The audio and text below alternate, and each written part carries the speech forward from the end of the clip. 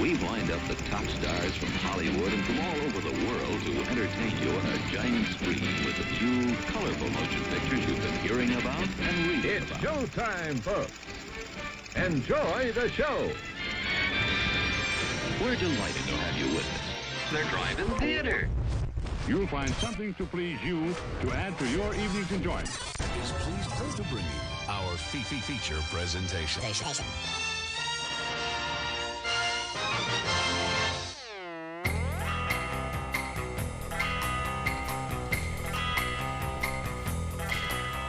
Good evening, everybody. It is 8 o'clock. It is Monday night. It is Central Standard Time, by the way, and it is live November 25th, 2024, and you're tuned into the Drive-In Speaker Box podcast. Is it standard time? It's daylight. It's Central Daylight Time. No, we're back to standard. Is it standard now? Yeah. Or is it CDT or CST? Right? So we're in standard time. Like, a lot of people think, they're like, get rid of daylight savings time. I'm so tired of it getting dark early. And I go, daylight savings time is why it gets dark later. So if you actually don't like it getting dark early, then you want daylight savings time to be a thing all the time.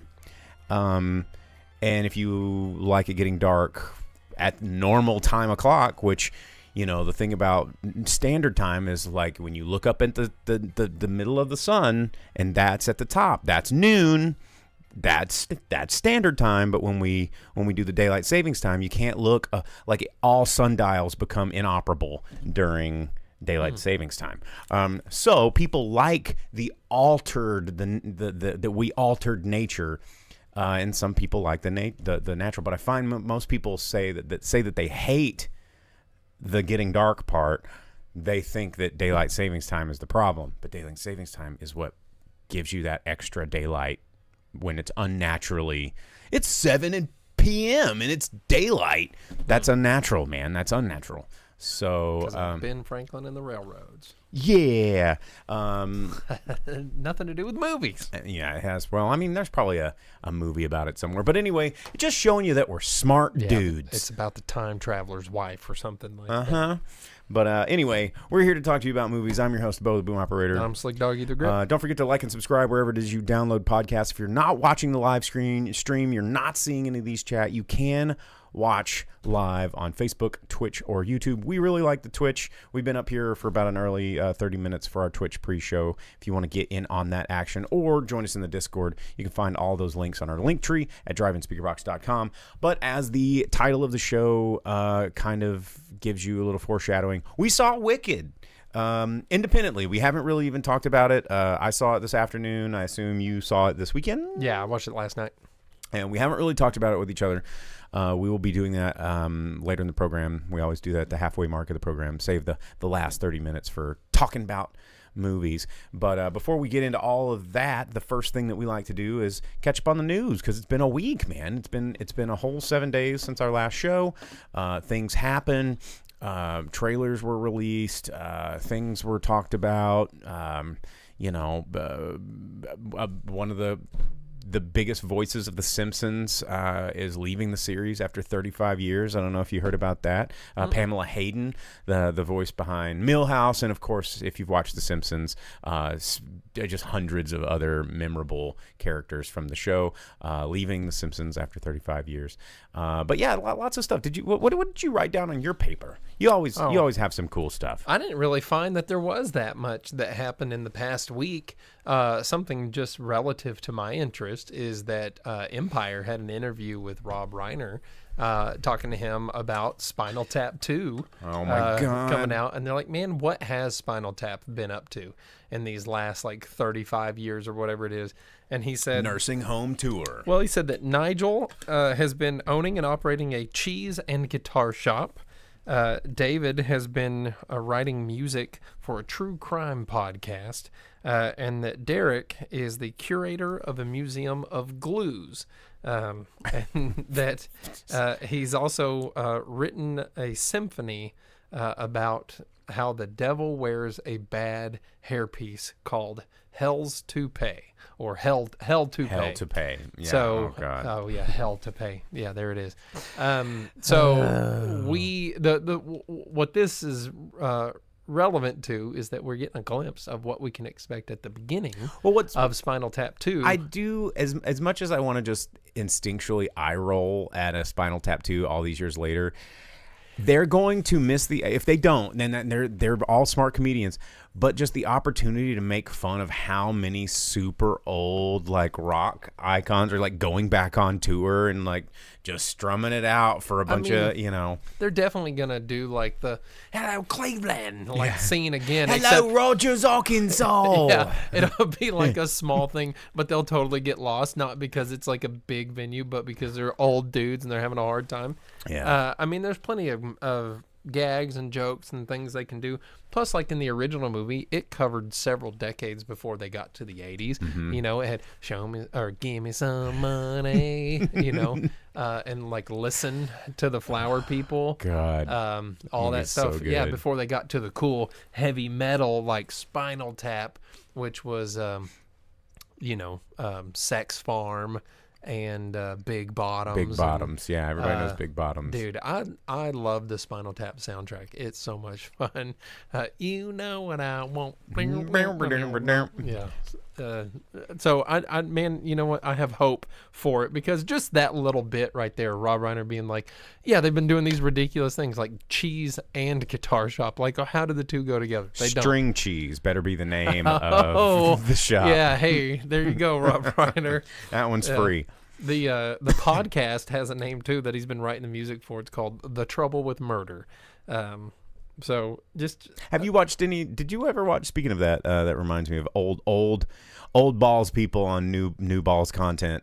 Only Murders in the Building. I tried it the first season. I watched a couple of episodes and just absolutely hated it. What? Okay, dude, Steve Martin. And Martin Short, how far did you get along? as far as I could stand to. Because I did the same thing. I was like, I'm gonna watch this, and I hated the first two episodes. Well, me and my parents were really excited because, like, dude, Steve Martin and Martin Short. It gets better, and then you have Sting and. I ended up liking it after the end of season 2. I'm just like, give me more of this, and just some of the Martin Short gags just had me absolutely losing it. The fact that he only eats dips, and I went and saw Steve Martin and Martin Short on their comedy, like their 2-man. The most unmemorable night of your life, or whatever. It was before it was called that. Mm-hmm. And I watched the Netflix thing. Mm-hmm. You know, like those are people. I've been a Steve Martin fan like my entire life. I dug my parents' 8-tracks out of storage, and the first thing I did was clean up the batteries, put new 8 C-cell batteries into this portable 8-track player so I could pop in a Steve Martin tape. Like, that was the very first thing I did was pop in Steve Martin, you know. But like, I've been, you know, I was King Tut. Well, then you should give it a chance. You should give it more. It was tough. I like Three Amigos. You know. Like, did you get to the part where you find out about his daughter and why he makes those breakfasts, and so it gets pretty good. I haven't tried to watch it since the first season because it was just so difficult and unentertaining to me, which was tough. As a person that hosts a podcast, you weren't like kind of already invested in how like ridiculous some of the stuff was. It just wasn't. I mean, it wasn't Steve Martin and Martin Short like I'm used to them being. It was boring and I didn't like it. By the time that all three of those the characters, Selena Gomez and the Steve Martin and Martin Short, once they congeal and start becoming friends, the chemistry starts going and everything is pretty good. But the first couple episodes, they're just estranged people in the building and they don't know each other yet. But once they become a unit. It didn't have any kind of like hook to grab me. That's the hook. Once they did you at least get to the murder? Yeah, I mean, I got a couple episodes in. Okay. I didn't like it. Next time you get snowed in, you should give it. As a person that loves those two guys, you should give it a chance. Maybe. There's just so many other things to watch, things that we may not get to watch, and I'm fine with it. Taika Waititi was. Are you watching his new show right now? What show was that? Interior Chinatown. Oh, I didn't know that was his. Oh, he's the executive producer. No, the previews didn't really have anything that made it look like. What's that dude's name? Jimmy. Jimmy Yang. Yeah, I don't know. There's a lot. Those dudes are have oversaturated the things that I've watched. Well, I have had too much of both of them. I've been watching an episode a night, and I just finished the season finale last night. I really liked it. It's very, very like, I mean, the book is very weird and hard there's to. a book. Yeah, it's based on a novel. It's very hard. A lot of people were like, "Oh man, this is going to be an unadaptable novel," and it's an oddball show because it's about these people kind of being trapped in the matrix, so to speak, and living out this simulation. And the simulation is this procedural cop drama called Black and White, and the main character Willis Wu is just a Chinese waiter at a Chinese restaurant, and he wants to be a part of the action, but every time he tries, like the matrix glitches because he's just a Chinese dishwasher, like the whole, and it deals with stereotypes and like all these kind of like interesting and important things, but with a really kind of funny, silly, tongue-in-cheek, but in a weird hyper reality that's not reality, and it's pretty cool. Maybe one day. Man, it's hard to get into new shows. I have started watching the new Matlock series. Dude, can someone clip this really quick and go, dude, it's really hard to get into new shows. I've been watching Matlock. So, no, not the original Matlock, the new Matlock with it's hard for me to get Kathy into new Bates. shows unless they're about antiquated subject Well, matter. so no, the whole thing is it's not a remake or a reboot or anything. Has literally nothing to do with Matlock except for the name. The format Okay. is there somewhat. So it's a yeah. So it's like a legal. That is the Matlock theme, right? Yeah. It's a legal procedural, but the whole thing is at the beginning she introduces herself as Maddie Matlock, and she goes, like that old TV show. So it's something that takes So it's place. like, if we jump shark, then you can't do it for us. Yeah, so that's how the show opens up. It's like, this is not a reboot. It's not a remake.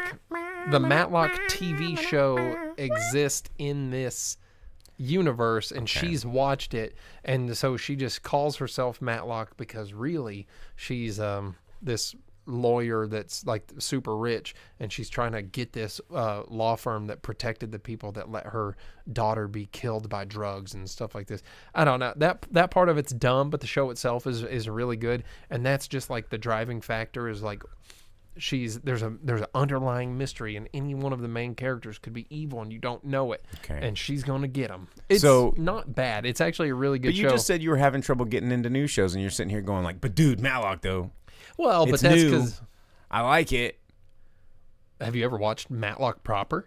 Yeah, like when I was a Yeah, kid, hell my yeah, my dude. Nana watched Matlock. Well, dude, I'll sit down. I'll watch Matlock and Murder, She Wrote. Oh my God, I forgot to bring it inside. You know how we have the Toonie Terrors? Did they have like Matlock terrors? No, dude, fucking Angela Lansbury, Murder, She Wrote. They have a Toonie terror, Angela Lansbury? And I got it. Oh, hell Yeah, yes. I think it's in the truck. I meant to bring it up here for us. It's sick. As soon as I saw it, I'm like, That's kinda gotta awesome. have it. I need to get Vincent Price too. There's a black and white Vincent Price. Yeah. But yeah, I got the Murder, She Wrote. Anyhow, maybe I'll watch it. But I like my procedurals. Did you see my Mars Attacks I'll statue that I stick added to the Law set? and Order right now. Yeah, that's pretty cool. Well, so going back to Taika Waititi, he was interviewed, and I guess that's why he was interviewed, is because Interior Chinatown then. And he was asked about some of the projects he signed on for. Star Wars thing that has famously been kind of put on hold because Disney finally was like, maybe there is too many Star Wars and people hate it. Thank God. And then they put out that whatever the thing was with the twin sisters that everyone was like, "Are you kidding? This is what you decided to continue to do?" And Disney was like, "Well, you're going to have to deal with it. You're sticking with it. We're giving you 3 seasons of it, and you can suck it." And then the first season ended, and they're like, "Canceled. Get that the hell out of here. Get it out. Everyone hates us." But so he was talked to about that. He was talked to about Star Wars, his Flash Gordon reboot, which I hate the remember idea of hearing about Taika that, Waititi doing a Flash Gordon anything, because I love Flash Gordon and a lot of the Taika Waititi stuff lately. Yeah. So If I mean, this would have been I still have faith in Taika Waititi because Jojo Rabbit is freaking okay, incredible. so if it's a What We Do in And the Shadows and Jojo Rabbit Taika Waititi, let's go. or what's that shark guy the Date movie. That Oh, has yes, Jermaine yes. Clement and stuff. Yeah. If it's that Taika Waititi, I'm in. But if it is Thor Ragnarok, Ragnarok, I'm Taika out. Waititi, I'm out. yeah. Speaking of what we count do in- me out, bro. Speaking of what we do in the shadows, I just watched one of the episodes of the new season, and Steve Coogan was a guest star on it as Laszlo's father, as a Oh, ghost. what? As a ghost. Okay, he that's was, funny. He was Lord Cravensworth, and he's perfect. Yeah. And there was one other thing they talked to him about. It was, he's supposed to be making the Akira live action. But so when they asked him about it, they're like, what about all these projects that are like, are they alive or dead? And then he just gave real mysterious questions about what is alive, what is dead. I don't know. I forget that I'm doing these projects too sometimes. Yeah. So Eagle vs. Shark. Thanks, Velvet Santa. I don't know. A live action Akira. I just think some things need to stay sacred. You know. Well, and anime stuff, never translates well. there's always these things where people still think, oh, it's a cartoon, so it's comedy, it's for children, and that's just not. Beat 'em, beat 'em, beat 'em, beat 'em, beat 'em. Whoa. Get me someone who knows about Bosozoku or something in there to do Akira, please. Have you seen that supercut of like all the movies and animes and all the cartoons that have taken the Akira motorcycle slide and like recreated that scene? The new Sonic trailer has Shadow doing the Akira slide. Yeah. Which the Sonic 3 trailer, the new full-length trailer for that, man, the last two were good. I'm excited about it. I honestly, when I saw that ahead of Wicked, I was like, yes, and my girlfriend was sitting there like, what the hell? I'm like, the last two are surprisingly good. She goes, really? I'm like, yeah, Sonic movies have actually been pretty good. Which also there was the trailer for the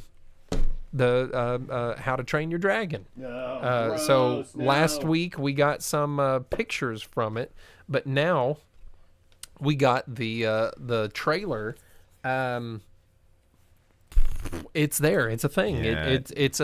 It's just a recreation of the animated movie. Toothless looks no different at all. Then someone put CGI. Someone just yeah. took a texture brush and went over him in the from the Dreamcast movie or the DreamWorks movie, and so instead of just being that like matte black, He's he's like black. a textured shiny black. It's like real. And so and you can kind of hear that the dude playing the kid is trying to do a little bit of a Jay Baruchel voice. You can't. Gerard Butler, they put him in like makeup to try and make his nose do the cartoon thing.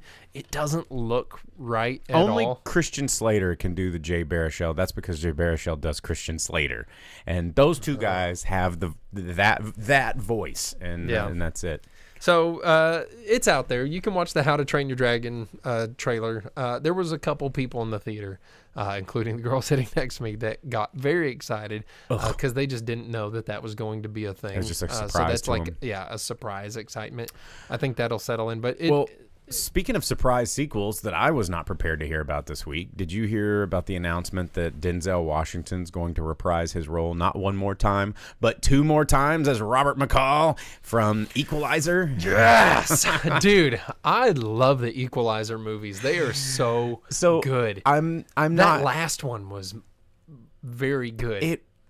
And I really, really feel weird saying this, but I agree. It was good. The first Equalizer is just awesome because you're like, who is this guy? He's badass. And he takes him down in like the lows at the end of the movie. What I the like Home about the Depot. last one, though, is he's like this old dude trying to retire on the Amalfi Coast or whatever it is. And he's like, don't fuck with my coffee, guys. Like, seriously. Like, I just want to not do this. Yeah. I don't want just get out of here and let me have my cup. I'm just now learning how to fit in here. Well, all right, now you're done. So yeah, the first movie is so good, and he like whoops him in the Home Depot, and like he's not invincible. And then the second movie, people mess with him, so he sets the time and place, and it's like the hurricane coming into the northeast town, and he like snipes them and stuff, and he's just like Joe Badass, and it's super rad. And you're like, okay, well, you got out of that one with some badass skills. And then the third one, he's just like, don't do it. And then they do, and it's not an even match at all. And the best part about that movie is it's just like, yeah, he just waxes the floor with them. They don't even touch him. He doesn't get injured once. And you're just like, yes, this is amazing. And they do it so well. And it's not like, well, that's dumb because he's so clearly old. the protagonist. But Denzel Washington, I will say this, and I haven't seen the new Gladiator film, but I've heard a lot of people talking about it, and that the only really great redeeming quality is just watching Denzel be Denzel on screen. They say he steals the show. He's such a great actor. And you know, from crazy like Training Day roles to, you know, Robert McCall roles, or, you know, he could play all kinds of these either bombastic characters or like, you know, kind of meek small characters, but he's just so good. And I think it's what makes the Equalizer movies just fun, is because he can be so menacing and lovable at the same, kind of like John Goodman used to, you know. John Goodman could be both terrifying and huggable at the same time. I hated when John Goodman was evil. Oh, because he did it so well. Oh, Brother, Where Art Thou? Because like I was like, John Goodman's evil? Or that doesn't work. That's not supposed to be a thing. 23 Clover Lane or whatever that movie is, something Clover Lane, and he was evil in that. It was Cloverfield Lane. Man, he was, again, you're like, no, don't be evil, John Goodman, and he is. But he wasn't evil like on purpose in that movie, though, right? Like it was for a good reason. Yeah, but he was still the bad guy. Well, yeah, and also wasn't he with Denzel Washington in Fallen? Bad guy John Goodman, I think, was in Fallen too, because he got possessed by the devil. And John Goodman, so good. Well, I like Denzel Washington is the Equalizer. I wonder how they're going to make that work with the Queen Latifah thing still being like a thing, like the TV show. Hopefully they'll just pretend like they're totally separate and they don't have any crossover interaction or anything like that. Because I like the Denzel Washington. You know what? You want to talk about doing a reboot correctly, or like a change in format? Equalizer TV show to the Denzel movies. Oh, yeah. That's like a good reboot of a property. I'll agree. They did that well. Other stuff in the news. Yeah, we only got like 4 more minutes of news left, and then we got to get the new Highlander movie, since we're talking about Flash Gordon and all of the movies that I like. Everything from the 80s and 90s coming back. Akira and Star Wars and all these things being ruined. Highlander, things that I would really like to be good, because Henry Cavill as a fan coming in to be part of it and having Chad Stahelski or whatever like as part of this movie. Stahelski released he was in an interview and said that it's going to do something that I really wish he wouldn't have said that they're going to do, which is it's going to go beyond modern day. So it's taking place from the 1500s to the future of New York and Hong Kong. I don't want Highlander in the future. You know what Highlander in the future gets you? Cyberpunk, dude. Highlander 2. None of us want Highlander 2. Yeah, but those like key portal stick things, that was time travel. That wasn't in the future. Yeah, the whole thing was in the future because it it was was all about after time travel, McLeod lived into the future. I don't want it to be in an unknown future. The point, which version of Highlander 2 Velvet Santa? There's one good scene in Highlander 2, and it's when they both get riddled with bullets, and they sneak into the building by being carried in the body bags, and they Sean Connery and Christopher Lambert sit up, and they go, "I got shot this many times," and he's like, "Ha, got you beat. I got shot this many times." the Christopher Lambert laugh. Just like the best scene in the original Highlander, outside of the Freebirds wrestling at the beginning, is when he's like drunk in France and that dude just keeps stabbing him to death, and he goes, "Forget it," and just walks off, and the guy's like, "I just killed him like 20 times." No, I don't. Here's my deal with Highlander. I would be super mega stoked at another Highlander movie if it wasn't McLeod. Like, there's more Highlanders out there. Yes, there can be only one. There's right? There's more McLeod Highlanders. I don't know, man. But it has to be McLeod. There can be only one, right? And that is the one. That's a problem protagonist. That's a problem with the series. McLeod. Well, who's going to be Ramirez? And this is what I need to know. Well, Ramirez is dead. unless we're going back and telling the whole McCloud storyline. Like, Well, why don't this we is a whole new redoing of Highlander. see, that's why I don't want that. I mean, I think they could tell more stories in the Highlander universe Well, maybe about there's- another guy that maybe only lived for 200 years and he got killed in another quickening. Well, and- well, maybe it ends with the main character or being. or a different Kurgan backstory. You know, We don't need more Kurgan.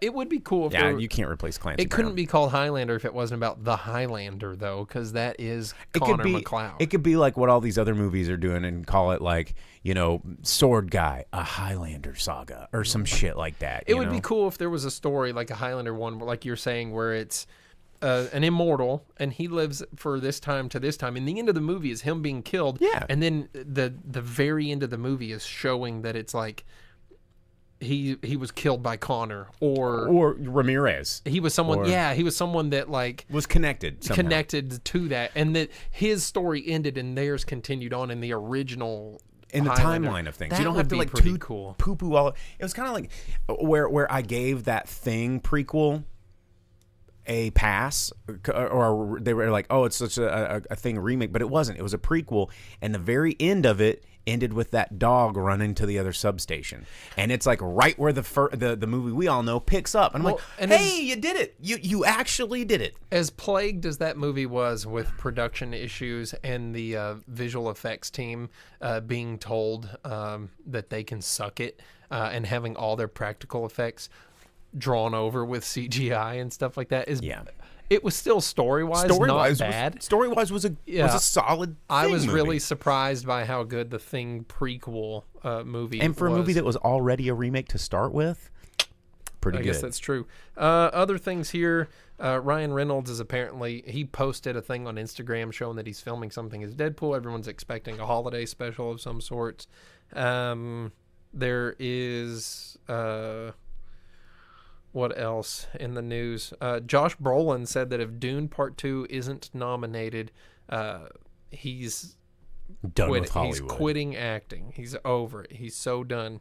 I mean, he's only been doing it since he was 16. Younger than that, Or, yeah, I guess probably. so. That's right. I don't know. He talks about it in some like Vogue or Vanity Fair Variety interview thing recently. Yeah, I'm there's really some sad that- Aladdin movie set in the future. Aladdin 3477, The Djinn of Wisdom. Oh, let me guess. Is that a Hindi film? I fully planned on watching the trailer for it, and then I did not. But no, it's from a guy named Matt Bush. Yeah. Okay, that doesn't sound very Yeah. Hindi to me. So, Well, anyway, we need to move to the next segment really quick though. Before we start talking about Wicked, we got to tell you what's coming out in theaters this week because it's Thanksgiving week. Obviously, all the big stuff. We've got Gladiator, we've got Wicked in theaters right now, and you're like, well, what are them kids going to watch? Well, they're going to watch Moana 2. Moana 2, not the live-action remake that they're working on, but this is Moana 2. After receiving unexpected call from her ancestors, Moana's got to get back on the horse, journey to the far seas into dangerous, long-lost waters. I don't know how waters get lost, but for an adventure unlike any she's ever faced. except it looks exactly like the last first adventure that she faced. Yeah. So, yeah, Moana 2. Electric Boogaloo coming to theaters near you. It's coming out this week. Probably, I would say Wednesday. I think it's probably going to drop because it's the holiday, right? You're going to get people coming in, and Thanksgiving, it's like Christmas. The theaters are open. And here's my pro tip: if you are going to the theaters this week, be nice. Be nice to these theater workers. They are sacrificing their time at home, their time with family, their holiday, their day off, just to get absolutely steamrolled by a bunch of privileged, annoying Americans. And just bear with them if they're overwhelmed, if the popcorn's taking too long, if, they're out of Snickers. Just have some grace. Because this is a very, very difficult day for theater workers. Same with Christmas. And if you're going out the day before Thanksgiving, which is one of the biggest bar days of the year, be nice to your bartenders, tip your servers, tip your bartenders. They They're there to take care of you. They're there to serve you, but they're not your servants. So, yeah, tip appropriately, be nice, be excellent to each other, party on, dudes. That is what's going on in theaters. And I guess I'm just going to look at some dude next time I'm somewhere like a service industry person and go, Wild Stallions. or San Dimas High School football rules. Yeah, I yell that one all the time. I actually one time in college, I think now it would probably land harder because there was a time where people were like, what the hell is Bill and Ted, you know? But I was in 1987. Well, it was weird because like I was in college with peers. Everyone's like, oh, were you just talking to a bunch of like kids? I'm like, no, I was with peers. I was in class, and it was like a speech class, like the first day. You know, you have to give up there and give an intro because it's like communication 101.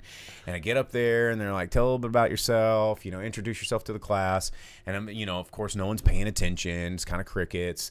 And then I'm like, I'm Bo, blah blah blah blah. You know, I'm this, and this is I don't have a major yet, and yada yada yada. And I kind of pause for a minute, and then I go, San Dimas for high school football rules. And then everyone just looked at me like, is this guy broken? Like what just happened? Dude, your boy would have been there all like, wow, yeah. yeah. Do we just become best friends? Yeah. And anyway, so that joke doesn't always land. Anyway, yes, let's talk about movies that are in theaters right now because we watched one and it was Wicked. I like that Moana is legitimately the only movie that's going to be coming out. Yeah.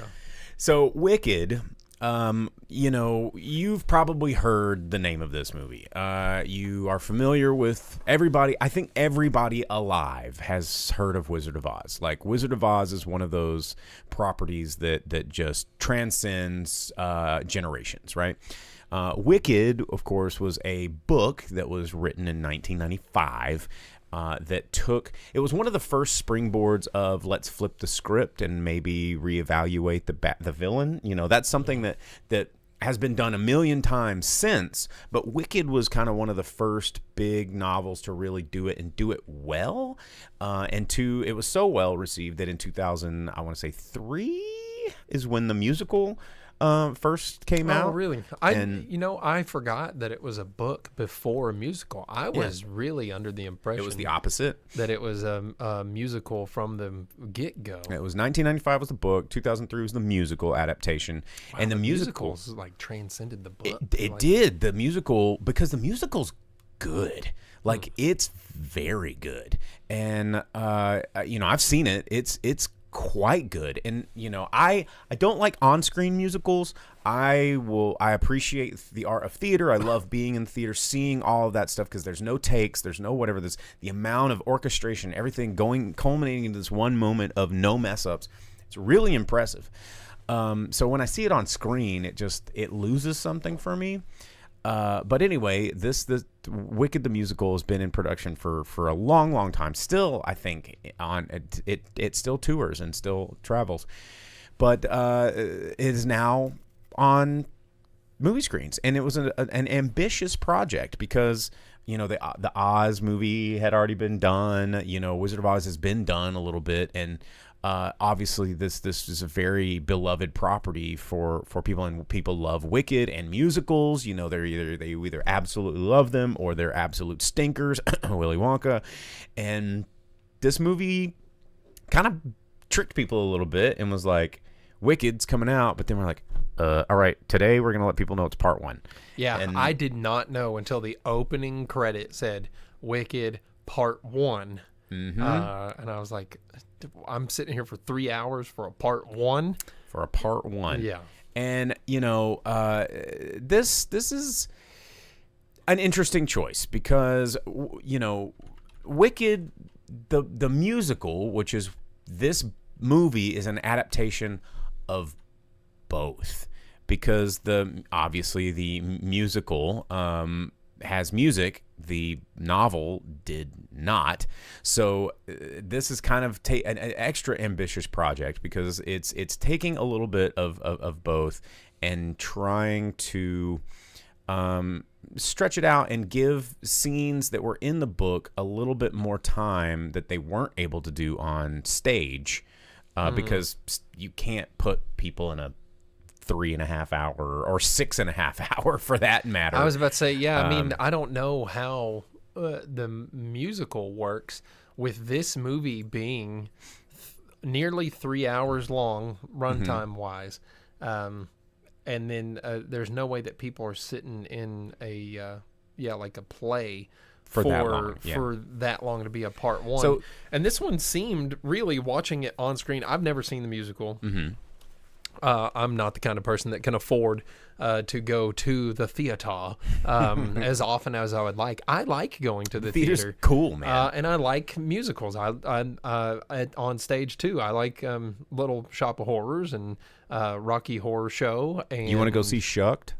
I got tickets to Shucked. I don't know what that is. It's a musical that's happening at the Walton Arts Center.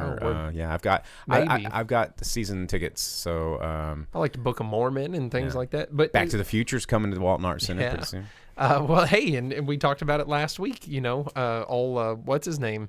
Dude that did Back to the Future. He said that's the one thing he wants to direct, and they won't let him do it. Is Back to the Future, the musical, the movie. But so this seemed like it was a direct translation from stage to screen. It didn't seem, because there was music so frequently. Well, and I don't know how there would be stuff that was on screen that's not on stage, because there's so much music, and if they extended the song somehow. And it was very much a stage production more than a movie, because Munchkins aren't Munchkins. They're full-size people. Yeah. I hate that. That bothered me too. Because they introduce you to Munchkin Land first, and they go, guess what? Munchkins are taller than Glinda. They are 6 foot tall Munchkins, and there's nothing Munchkin about them. You don't see your first real Munchkin until you get to the Land of Oz, and you're like, well, there's a Munchkin right there. Right there. Why didn't they live in Munchkin Land? And the person in the movie that could have played a Munchkin voiced the goat. Yeah, where was the uproar on this from old Dinklage? He was the goat. He was the goat, but how did he agree to do this movie when like the whole Snow White thing was such a big deal? And here they erased an entire a culture of Munchkins. You know, they just wiped Munchkins from the face of Oz entirely and replaced them with 6 foot tall human, like normal Handsome people. Yeah, so I don't know what the hell that's all about. But to that point is, you were watching a stage play on screen. Yes, and so you know what I'll add to that is the film. You know, the first half of the film is straight up ripped right off the stage. I mean, the songs are the same, the pacing's the same. You know, it is just pulling you through those punches. Differences are the extra backstory they give to Elfie and her sister, which is important in the book because it becomes a lot more important in the later. You know, I don't want to give away spoilers if you've never seen the plot of Wicked, but her sister, you know, Wicked Witch of the East. The Wicked Witch of the East. Yeah, that's what I was. Yeah. Her sister comes back into play. She's the one that gets crushed by the house. You know, you've seen Wizard of Oz. Is it a spoiler to say the condition or like? She's in a wheelchair. She's in a wheelchair. Yeah. And I was like, well, that's pretty. Is that how it is in the book too? Because I was like, that's pretty messed up to have the woman whose legs curl under a house to not have her legs. Functioning of her legs. She doesn't have fucking legs. But maybe it'd make them easier to curl because they're so atrophied. Oh I don't my know. God. Yeah, that's the whole thing. I was just like, what the hell?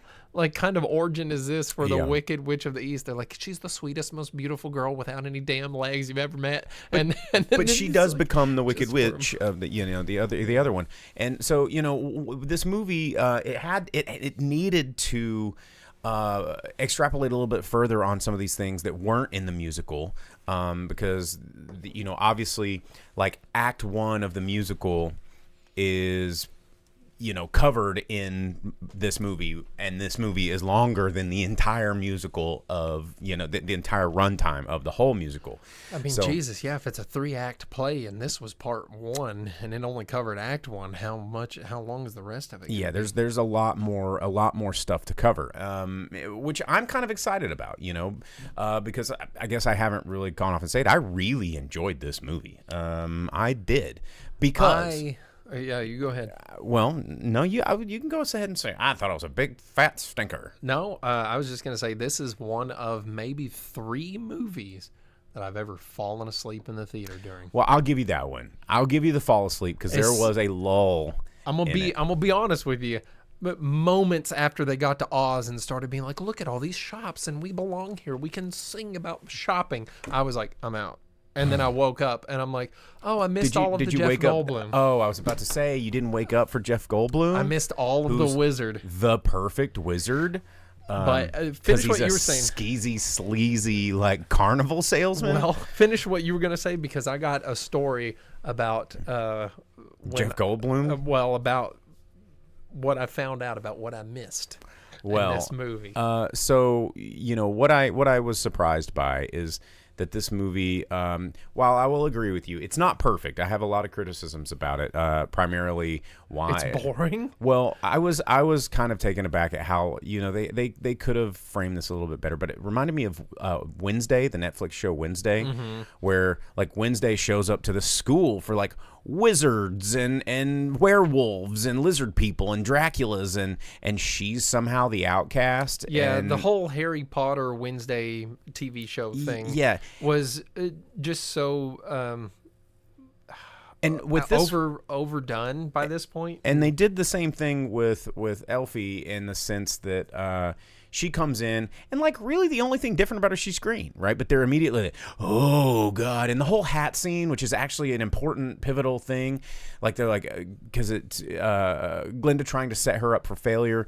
And if you look around in that room, the costume designer, everybody looked stupid. Every one of these dumb assholes looks like they watched Hunger Games and were like, yes. And you can't frame that in a way to where you're going to make this a very, very important scene that much more important because everyone's making fun of her hat. And it's like, I'm like, girl, look at your hair. Like everybody looks stupid in this What's scene. crazy about that is, Elphaba's entire outfit and her style has been black stuff, like just stark black outfits the whole time. And then she adds a hat that goes with her stuff perfectly, and everyone's like, oh my God, can you believe she put a hat on that matches her outfit and it brings it all together? That's so crazy. And that, I know I'm harping on that scene in particular, and the reason why is because that's a really important scene. That was the scene where they were supposed to bond their friendship, right? Well, where did Michelle Yeoh go? Because she was there for like 3 seconds. And then she disappeared. I think Michelle Yeoh was swept under the rug.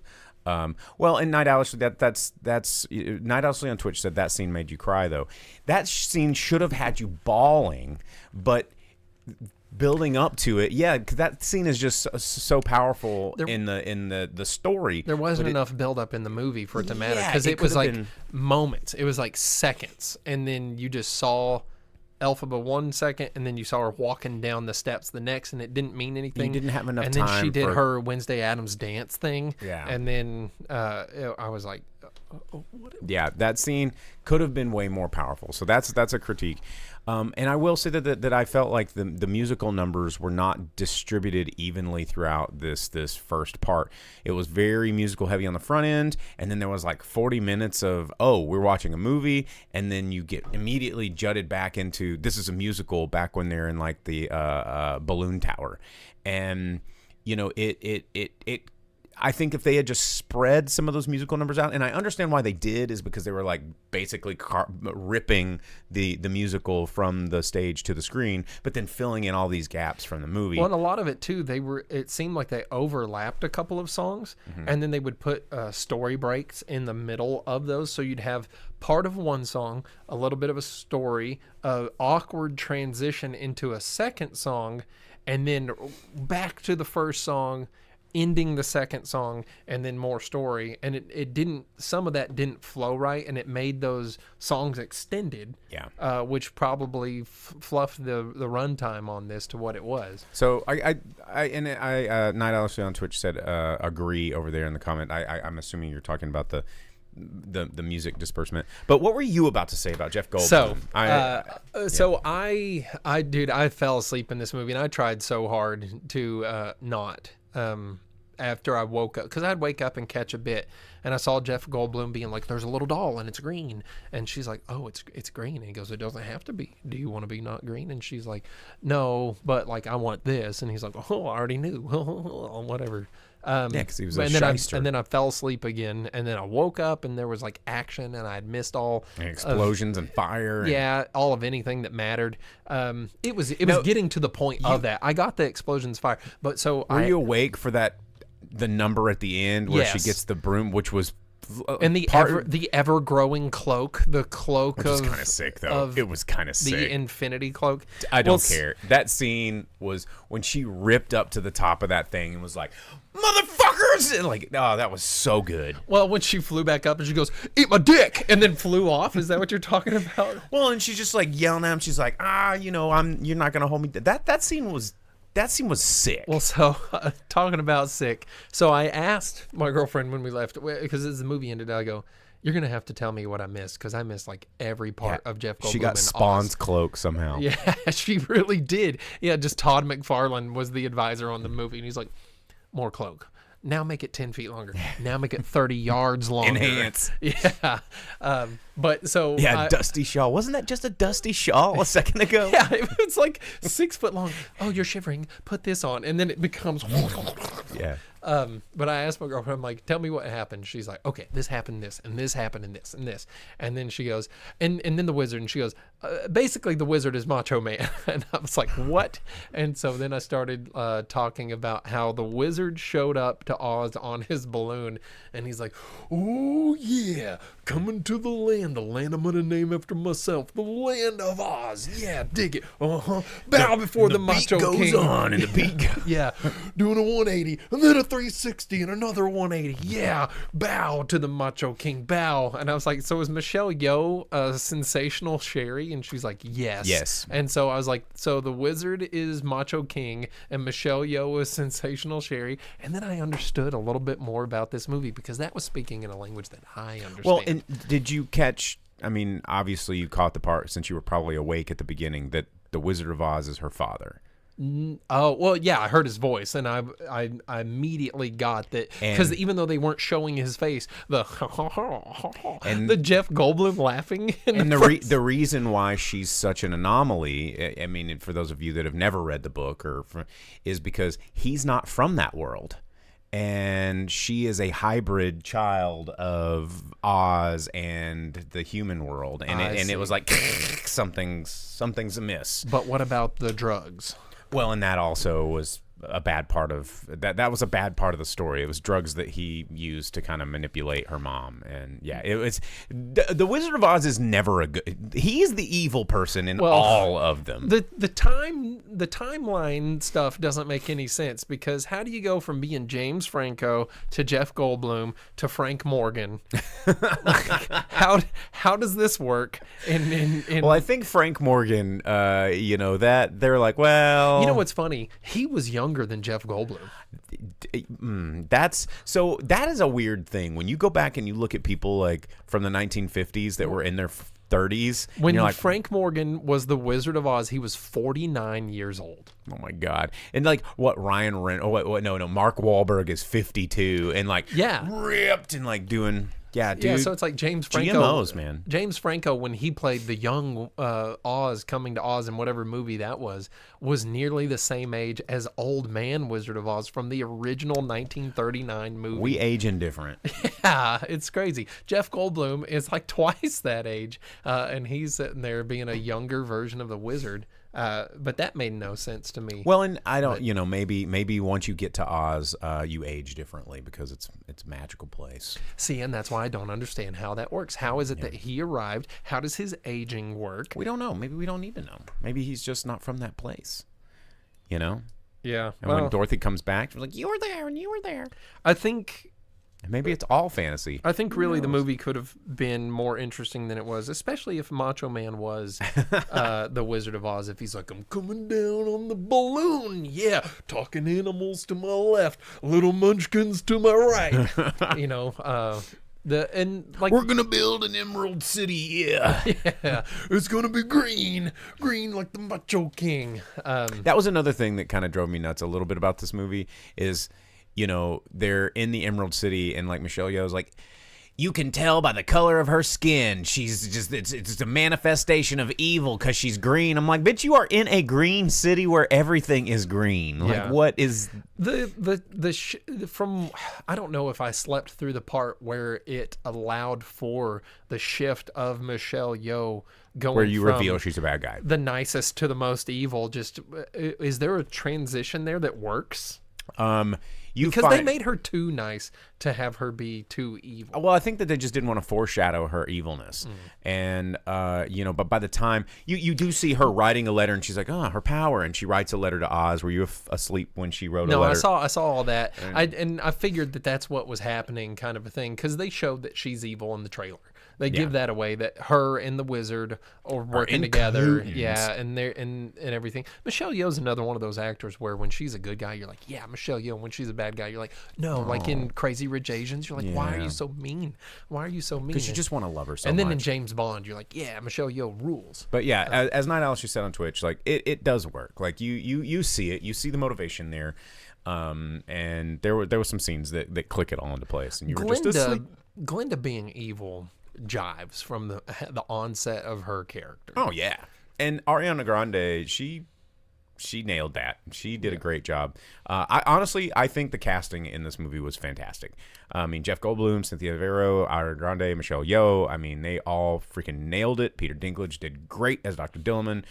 Jonathan Bailey as Fiyero was a lot of fun to watch. That dance number that they did with all the like choreography The and books? in the books, The library thing? That was a great number. The Prince was good as a character. And he becomes a more interesting character in the rest of the story. Does he? I liked that dude. He helps lead the resistance. Word. Yeah. Okay. He's like, I'm out, and we gotta do something about this. I liked that character. I liked the growth that they showed in the in Bach, Bick Bach. the 6 foot tall munchkin. Yeah, I liked that he was kind of like a shallow butthole Mean Girls dude, but then he was like, you know what, I suck, and you could see that he realized that he sucks, and he's like, now I'm gonna be cool now.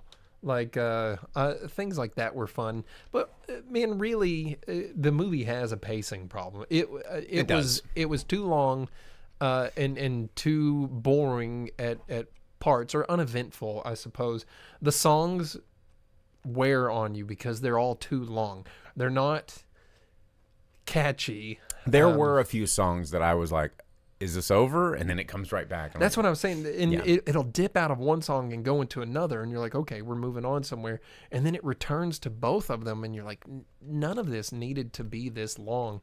And there were parts of it that just it pulls you out of the movie because you find yourself waiting for the song to be over, because there's only so much exposition that can be transmuted through the song and dance. true. And when you have it as extended as it is, you definitely Well, and that's one of my critiques grow out of it. of just musicals on screen anyway. You know, that's something I think becomes a problem with them trying to make a movie out of it. Yeah, because on stage, exposition through song it makes sense, and it works a lot better. You can consolidate time that way. And there's a lot more a lot less things to focus your attention on. Yeah. I mean, and the things that are there are very important to be there. Not all this superfluous, like, you know, world building CGI stuff that's just, you know, overwhelming. Velvet Sand on Twitch asked if he should go see it. He has a week off. I mean, it is a visual feast. Like it's very impressive to watch. And that scene where she gets the broom is pretty freaking dope. I thought that the Spawn cape really ruined it. I liked I it. think it would have been cool if they would have left the Spawn cape out of it. They were trying to do the Broadway thing of like having people just constantly unrolling and making it look crazy on stage. And they did that on screen, and that does not work on screen. I think it would have been fine if it would have been the normal cape. But you just, you know, like having that presence, I think, was the It would have been there without it. But also, my big problem with that is that they show she can fly she's not using the broom. She's holding it over to the I side. think it's because she's so mad, and she can fly. She's flying without the broom. She doesn't need the broom. She never did. She does. The spell brought the broom to her. life, but she doesn't need that broom. She does. No, she doesn't. Anyhow, She's the Wicked Witch. I mean, really, I'm. She threw that coin across the room. with her anger. Yeah. This is my first introduction into the world of Wicked, and as someone who's watched Wizard of Oz multiple times and things like that, and The Wiz more than once. Oh, The Wiz. Yeah. I'm not a fan of this for the change in the Wizard of Oz lore and stories and things like that. Oh, but the Wiz, like with the bicycle or the motorcycle. The Wiz is not. But you're okay with that departure. It's not a sequel or an internal. Whatever this is. What was it? Return to Oz? Did you ever watch that with that crazy like robot? And So that one is based on Frank L. Baum's stories, and that's the one that everyone said got it the most correct. And it's crazy. More than the Wizard of Oz movie, more than anything else. They said that the Return to Oz is the one that gets like Baum's like books correct. Like, yeah, this is Baum's crap on screen because the original Wizard of Oz isn't correct to the book. No. But it is good. Oh, you know what? The origin of the Cowardly Lion is something I did not need to see. I hated every part of that. Oh yeah, I just glossed over that part. I mean, there was just little nods, and the origin of the winged monkeys, and the origin of the. Anyhow, since it was asked if you should go see it, if you like musicals, I think that you'd probably really enjoy it. If it's something where that's not really your bag, it's a long movie. It is very. It's 2 hours and 40 minutes. Yeah, 2 hours and 40-minute runtime, which feels like 5 hours and 75 minutes. It feels longer than it is because I mean there's pacing problems. There is pacing with problems. It. Yeah. Overall, yeah, I mean it doesn't look bad. Sometimes her makeup and things like, hey, thanks, Night Owlsley, like that effect did look really good. Elphaba looked like. The character design of that, the makeup, all just looked. Yeah, the Emerald City looked pretty cool when they were on the ground level. As it moved up, it did not look so well. The train and stuff was cool. But, yeah, I mean, if you're going to it for a movie, maybe not. But if you're going to it for the musical, you'll probably have a good time. Love it. Well, all right, guys. Well, that is in theaters right now. It's making all the monies. And speaking of monies, we're going to tell you the box office roundup because that's the time of day or night or whatever it is in the show. We're going to give you the top 10 movies in the United States here. We'll throw in some worldwide numbers for those bigger ones. But, top 10 movies in America. I'm going to throw it over to Jake. And what was number 10? Yeah, well, actually, number 11, one you talked about last week, A Real Pain. Yeah. So that's still in there, not too far down the list. No. That one actually looks interesting. If you wouldn't have talked about it last week, I would have opted to see that instead of Wicked. That's a good one. But at number 10, Smile 2 still hanging in there. $1.111 million this past week, bringing it 6 week total up to $67.67 million. At number 9, Conclave, 1.1 brought in this past week for a total of $29 million in its 5 weeks out there. Which, hey, Harry Potter style school that has a Harry Potter actor, might be one to watch. And at number 8, The Wild Robot. I'm glad to see that one's still out there. Still hanging out there, yeah. $2.1 million brought in by that one. $140.8 million in the U.S. Another $176.9 worldwide. So it has nearly $318 million to it in 9 weeks out. Above it, Heretic, one that you talked about on the show recently. $2.2 million for that one in its 3rd week, an A24 movie. 24.7 total for it so far. I have not heard any bad things about that one. No, it's pretty good. Hugh Grant as an evil dude. One of those things where you're like, I guess that's the theme of our show today is nice good actors guys playing being evil people. And again, if those of you about Heretic, like it's not a horror movie. It's not like a scary movie. It's creepy. It's unsettling. It's a thriller, but it's not like thriller. Yeah, there's no monsters or it's just it's about just a bad dude. Yeah, geez, all we need in here too is Jude Law in a movie to talk about man. all the people that you're like, why are you? I love this guy. evil? Don't be a bad guy. Yeah, or Sin City, where Frodo, where Or James Elijah Wood was McAvoy. super evil. James McAvoy, who was so lovable in his early career, now all he plays is like sinister assholes. Which that movie that he was in, what is it? Hear No Evil, Yeah. whatever. That's going to be streaming very soon. So if you didn't get to watch that in theaters and you really want to, it should be available here anytime. At number 6, the best Christmas pageant ever. $3.4 million brought in by that one. In its third week out, $25.5 million so far. That one maybe will stay up there for a while now that we're Just to get some entering that Christmas season. season, yeah. At number 5, Venom: The Last Dance. $3.8 million brought in by that one. Fifth week out, $133.7 million in the U.S. $322 million everywhere else in the world. So 450. That's one, they're saying, well, it didn't do well because it didn't do well here, but I'm pretty sure they probably got enough of their dollars. And then just above it at the number 4 spot, opening in the number 4 spot, a name I can't pronounce. Bonhoeffer. I'm going to say, Bonhoeffer, because the OE in German is he. Right? Yeah. Bonhoeffer. Who knows? Pastor, spy, assassin. $5 million brought in by that one here from Angel Studios. So, faith-based Nazi movie. Yeah. It was about a deadly plot to assassinate Hitler. Yeah. Super weird. And dropping from the number 1 spot, coming in at number 3, Red One. A hefty drop, too. Yeah, They whoa. said This is the second biggest drop for a movie with The Rock since Black Adam, is what I read. $13.2 million. It was a nearly 60% drop. $52.8 million so far, and it's 2 When's the weeks last out. time there was a big Christmas whoa? Well, so that movie had a $250 million yeah. budget, and they said that $50 million of that was just because The Rock wasn't showing up on set, which he admitted to. He was like, "Yeah, it's my fault." I saw some calculations that they said it was like over $100 million because of him, but I did see recently that they said it was more than 50. So its entire amount of money it's made so far is what The Rock cost them by just being late. It's made another $65 million elsewhere in the world, so it's at 120. Not even half of its budget, whether that includes advertising or not. So it probably has a long ways to go. Oh, yeah. They are probably hoping that Netflix gets them Picks dollars. this up, It's and they're an like, let's- Amazon. Yeah, it's an Amazon it's movie, Amazon. so it's Prime, so it's not I going to make that dollars I think back. they're just hoping that it's going to be every year people are gonna want to put eyes on it and whatever. I guess, but being an Amazon Studios movie of Prime, it's not going to have. But boo-hoo, Amazon losing $100 million. That's like, get out of here.